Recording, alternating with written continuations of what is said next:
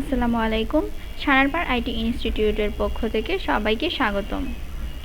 আজকে আমরা দেখব এমএস ওয়ার্ডের মধ্যে কিভাবে ওয়েমার শিট বানানো যায়।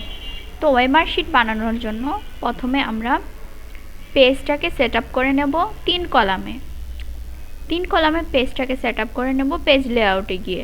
তারপর এখান থেকে আমরা 24D0 আলট্রা এক্স ক্লিক করব, স্পেস দিব, আবার 24D1 আলট্রা এক্স, আবার 24D2 আলট্রা এক্স, স্পেস, আবার 24D3 আলট্রা এক্স।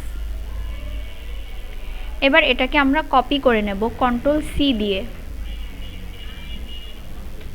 তারপর Ctrl+V দিয়ে পেস্ট করতে থাকব।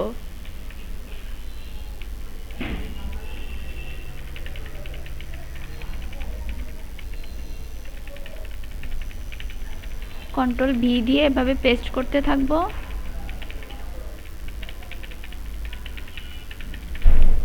আর আমাদের ওয়েমারটা হয়ে যাবে। এই যে এমএস ওয়ার্ড দ্বারা আমাদের ওয়েমার শিট রেডি হয়ে গেছে।